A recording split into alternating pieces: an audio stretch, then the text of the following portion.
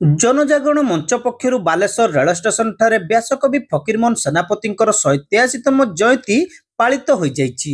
अनुष्ठान सभापति तथा दैनिक संवादपत्र आजिकालीर परिचालना संपादक डॉक्टर लक्ष्मीनारायण महांती एथिरे सभापतित्व करने सह निज मातृभाषा उपरे गुरुत्व देवा पई आह्वान देइतिले।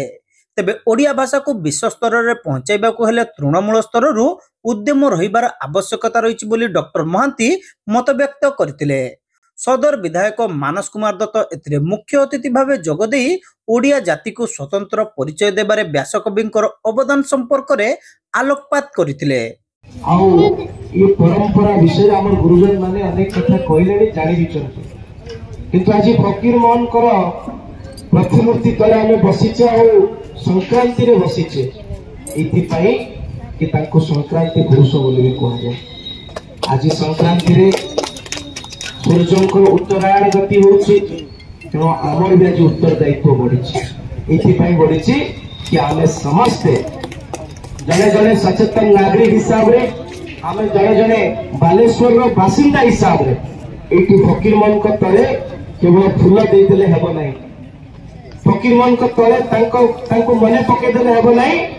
आमर भाषा साहित्य ऐतिह्य परंपरा को जी उज्जीवित करी रखी जहांकर ना आसिले आम मस्तिष्क आपे आपे झुंकी जाए। से फकीर मोहन को पानी को चरितार्थ करने पड़ो, संकल्प रे आमको पदचिन्ह रे चलिया को पड़ो। मु केवल छोटिया उदाहरण दे दूची, 85 अनेक महानुभाव मैंने कहले आज भाषार व्यवस्था विषय कौन अच्छी। आज देखो ओडिया भाषा को सर्व पुरातन भाषार मान्यता मिल सारी। ये कहा आमे सीना बुझीचे कि फकीर मोहन दाय दाय नहीं, ये माटी फकीर मोहन माटी। आसंता पीढ़ी आगामी पीढ़ी फकीर मोहन को मने पको, आगामी पीढ़ी फकीर मोहन गाथा को नहीं गर्व करू। से आम किसी काम करने को पड़ो। ये भाषा फकीर मोहन जो अवदान है भाषा प्रति ताकू बंचेया को पड़ो। केवल मम्मी डैडी कल्चर रे निजको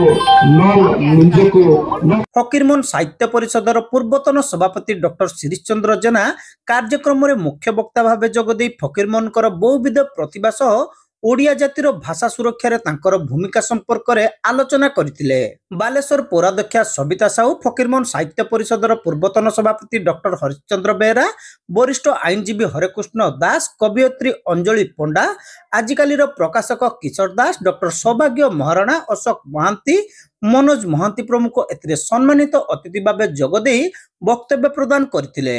सहरर मानसिंह बजार सरस्वती शिशु विद्या मंदिर छात्र छात्री को नहीं करा जायतिबा वक्तृता प्रतियोगिता रे कृति प्रतियोगी मानकु एही अवसर रे अतिथि माने पुरस्कृत करथिले।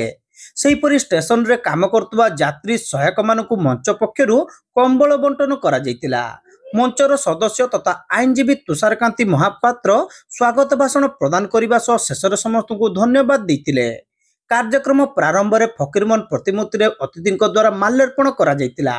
अन्य मानक मध्य समरेंद्र दास, भावग्राही महांती, शुभेन्दु पट्टनायक, सौरीशंकर परिड़ा समेत जनजागरण मंचर समस्त कर्मकर्ता उपस्थित रही कार्यक्रम परिचालना करथिले।